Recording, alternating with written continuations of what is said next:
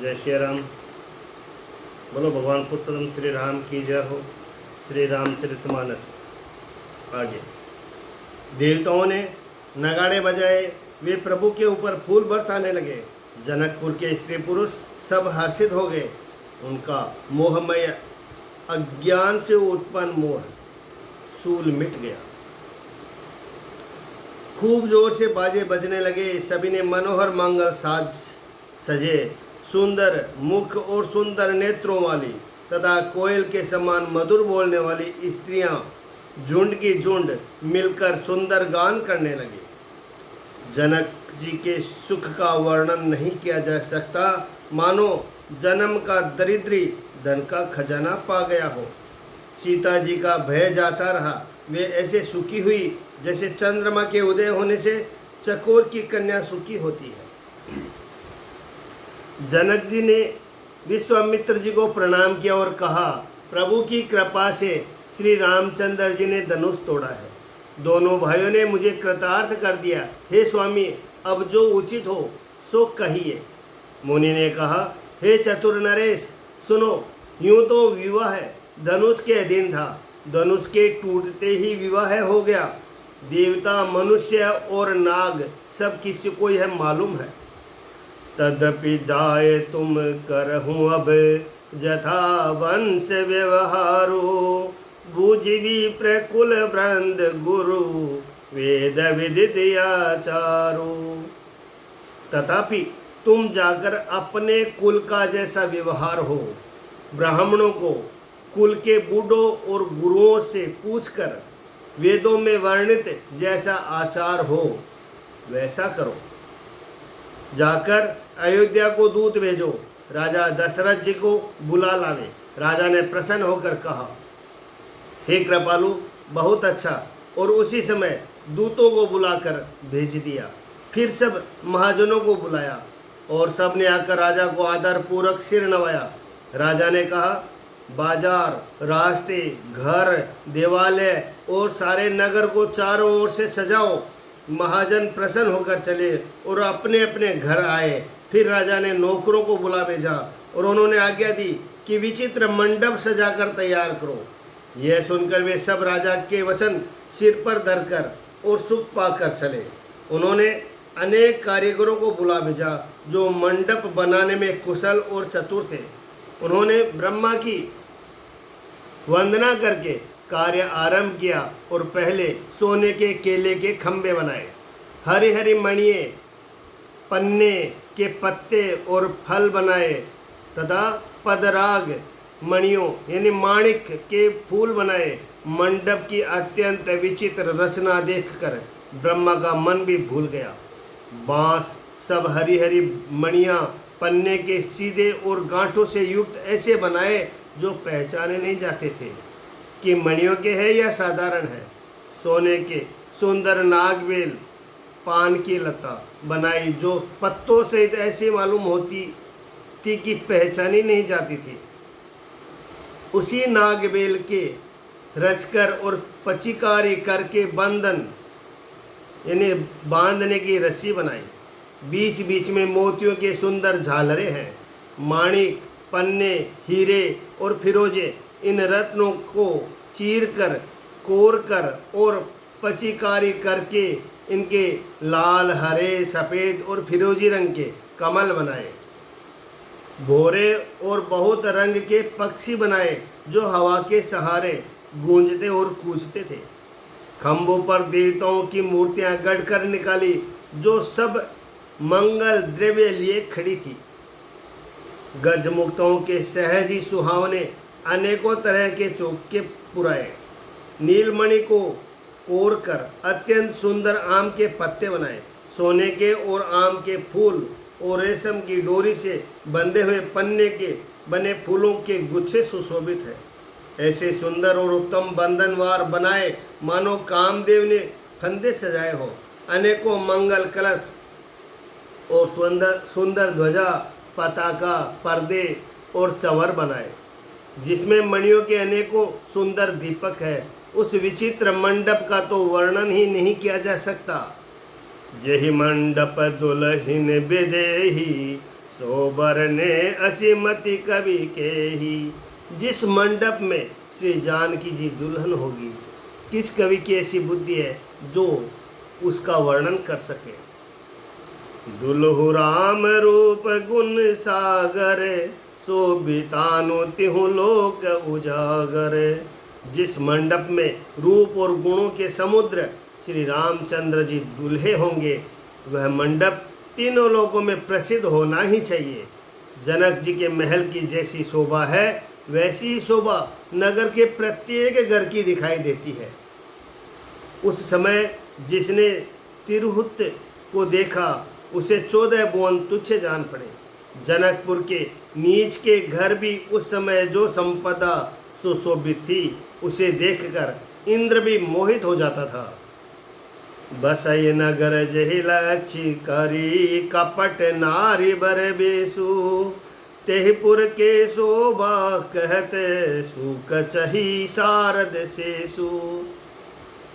जिस नगर में साक्षात लक्ष्मी जी कपट से स्त्री का सुंदर वेश बनाकर बसती है, उस पुर की शोभा का वर्णन करने में सरस्वती और शेष जी भी सकुचाते हैं। जनक जी के दूत श्री रामचंद्र जी की पवित्र पुरी अयोध्या में पहुँचे। सुंदर नगर देखकर वे हर्षित हुए। राजद्वार पर जाकर उन्होंने खबर भेजी।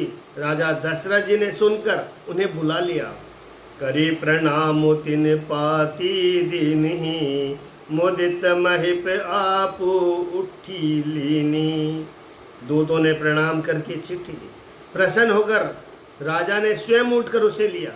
चिट्ठी बाँचते समय उनके नेत्रों में जल, प्रेम और आनंद के आंसू छा गए। शरीर पुलकित हो गया और छाती भरी आई। हृदय में राम और लक्ष्मण है, हाथ में सुंदर चिट्ठी है। राजा उसे हाथ में लिए ही रह गए। खट्टी मीठी कुछ भी कह नहीं सके। फिर धीरज धरकर उन्होंने पत्रिका पढ़ी। सारी सभा सच्ची बात सुनकर हर्षित हो गई। भरत जी अपने मित्रों और भाई शत्रुघ्न के साथ जहाँ खेलते थे, वहीं समाचार पाकर वे आ गए। बहुत प्रेम से सकुचाते हुए पूछते हैं, पिताजी चिट्ठी कहाँ से आई है? हमारे प्राणों से प्यारे दोनों भाई कहिए सकुशल तो है, और वे किस देश में है? स्नेह से सनी हुई ये वचन सुनकर राजा ने फिर से चिट्ठी पढ़ी। चिट्ठी सुनकर दोनों भाई पुलकित हो गए। स्नेह इतना अधिक हो गया कि वह शरीर में समाता नहीं। भरत जी का पवित्र प्रेम देखकर सारी सभा ने विशेष सुख पाया। तब राजा दूतों को पास बैठाकर मन को हरने वाली मीठी वचन बोले, भैया कहो दोनों बच्चे कुशल से तो है? तुमने अपनी आंखों से उन्हें अच्छी तरह देखा है न? सांवले और गोरे शरीर वाले वे धनुष और तरकस धारण किए रहते हैं। किशोर अवस्था है, विश्वामित्र मुनि के साथ है। तुम उनको पहचानते हो तो उनका स्वभाव बताओ। राजा प्रेम में विशेष वश होने के से बार बार इस प्रकार पूछ रहे हैं। भैया जिस दिन से मुनि उन्हें लिवा ले गए, तब से आज ही हमने सच्ची खबर पाई है। कहो तो महाराज जनक ने उन्हें कैसे पहचाना? ये प्रेम भरे वचन सुनकर दूत मुस्कुराए। सनुहु महीपति मुकुट मणि, तुम समधन्य को राम लखनु जिनके तनय, विश्व विभूषण दो। दूतों ने कहा, हे राजाओं के मुकुटमणि सुनिए, आपके समान धन्य और कोई नहीं है, जिनके राम और लक्ष्मण जैसे पुत्र हैं, जो दोनों विश्व के विभूषण हैं। आपके पुत्र पूछने योग्य नहीं है। वे पुरुष सिंह तीनों लोकों के प्रकाश स्वरूप है। जिनके जस प्रताप के आगे, शशि मलिन रवि शीतल लागे। जिनके यश के आगे चंद्रमा मलिन और प्रताप के आगे सूर्य शीतल लगता है। हे नाथ, उनके लिए आप कहते हैं कि उन्हें कैसे पहचाना? क्या सूर्य को हाथ में दीपक लेकर देखा जाता है? सीता जी के स्वयंवर में अनेकों राजा और एक से एक बढ़कर योद्धा एकत्रित हुए थे, परंतु शिव जी के धनुष को कोई भी नहीं हटा सका। सारे बलवान वीर हार गए। तीनों लोकों में जो वीरता के अभिमानी थे, शिव जी के धनुष ने सबकी शक्ति तोड़ दी। बाणासुर जो सुमेरु को भी उठा सकता था, वह भी हृदय में हार कर परिक्रमा करके चला गया। और जिसने खेल से ही कैलाश को उठा लिया था, वह रावण भी उस सभा में पराजय को प्राप्त हुआ। हे महाराज सुनिए, वहाँ जहाँ ऐसे योद्धा हार मान गए हैं, वहाँ रघुवंश मणि श्री रामचंद्र जी ने बिना ही प्रयास शिव जी के धनुष को वैसे तोड़ डाला जैसे हाथी कमल की डंडी को तोड़ डालते हैं। धनुष के टूटने की बात सुनकर परशुराम जी क्रोध भरे आए और उन्होंने बहुत प्रकार से आंखें दिखलाई। अंत में उन्होंने भी श्री रामचंद्र जी का बल देखकर उन्हें अपना धनुष दे दिया और बहुत प्रकार विनती करके वन को गमन किया। हे राजन, जैसे श्री रामचंद्र जी अतुलनीय बली है, वैसे ही तेज निदान फिर लक्ष्मण जी भी है, जिनके देखने मात्र से राजा लोग ऐसे कांप उठते थे जैसे हाथी सिंह के बच्चे के ताकने से कांप उठते थे। हे देव, आपके दोनों बालकों को देखने के बाद अब आंखों के नीचे कोई आता ही नहीं, यानी हमारी दृष्टि में कोई चढ़ता ही नहीं। प्रेम, प्रताप और वीर रस में पगी हुई दूतों की वचन रचना सबको बहुत प्रिय लगी। सभा समेत राहु अनुरागे, दूतन देन निछावर लागे, कही अनीति ते मूंद ही काना, धर्म विचार सब ही सुख माना। सभा सहित राजा प्रेम में मग्न हो गए और दूतों को निछावर देने लगे। उन्होंने निछावर देते देखकर यह नीति विरुद्ध है ऐसा कहकर दूत अपने हाथों से कान मूंदने लगे। धर्म को विचार कर उनका धर्म युक्त वर्ताव देखकर सभी ने सुख माना। तब राजा ने उठकर वशिष्ठ जी के पास जाकर उन्हें पत्रिका दी और आदर पूर्वक दूतों को बुलाकर सारी कथा गुरु जी को सुना दी। सुनी बोले गुरु अति सुख पाई, पुण्य पुरुष कहूँ महि सुख छाई, जिम सरिता सागर महु जाही, जद पिता है कामना नाही। सब समाचार सुनकर और अत्यंत सुख पाकर गुरु जी बोले कि पुण्यात्मा पुरुष के लिए पृथ्वी सुखों से छाई हुई है, जैसे नदियां समुद्र में जाती है। यद्यपि समुद्र को नदी की कामना नहीं होती। तिमि सुख संपत्ति भी नहीं बुलाए, धर्मशील पे जाहि सुभाए, तुम गुरु भी प्रधेनु सुर से भी, तसी पुनीत कौशल्या देवी। वैसे ही सुख और संपत्ति बिना ही बुलाए स्वाभाविक ही धर्मात्मा पुरुष के पास जाती है। तुम जैसे गुरु, ब्राह्मण, गाय और देवताओं की सेवा करने वाले हो, वैसी पवित्र कौशल्या देवी भी है। तुम्हारे सम्मान पुण्यात्मा जगत में न कोई हुआ, न है और न होने का ही है।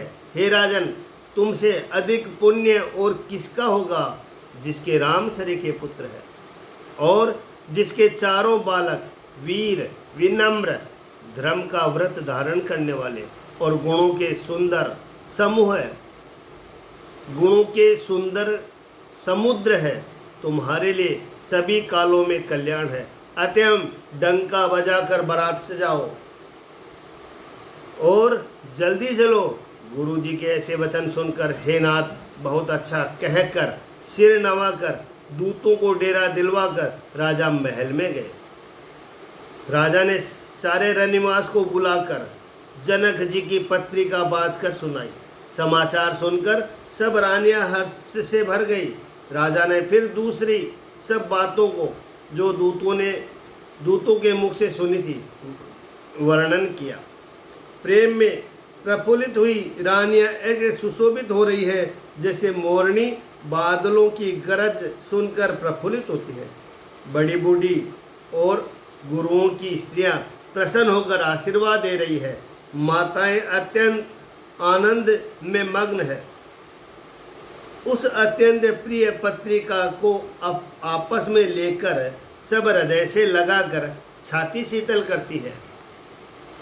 राजाओं में श्रेष्ठ दशरथ जी ने श्री राम लक्ष्मण की कीर्ति और करनी का बारंबार वर्णन किया। मुनि प्रसाद कहीं द्वार सिधाए, रानहि तब महिदेव बत बोलाए। दिए दान आनंद समेता, चले विप्रवर आशीष देता। यह सब मुनि की कृपा है, ऐसा कहकर वे बाहर चले आए। तब रानियों ने ब्राह्मणों को बुलाया और आनंद सहित उन्हें दान दिए। श्रेष्ठ ब्राह्मण आशीर्वाद देते हुए चले। जाचक लिए हंकारी दीन निछावर कोटि विधि, चिरु जीव हूँ सुत चारी चक्रवर्ती दशरथ के। फिर भिक्षुओं को बुलाकर करोड़ों प्रकार की निछावरें उनको दी। चक्रवर्ती महाराज दशरथ जी के चारों पुत्र चिरंजीव हो। भगवान पुरुषोत्तम श्री राम की जय हो। मंगल भवनी मंगल हारी, धरो सुदशरथी अजिर बिहारी। जय सिया राम। सभी को श्री रामचरितमानस का पाठ अवश्य करना चाहिए, सभी मनोकामनाएं पूरी होती हैं। जय सिया राम।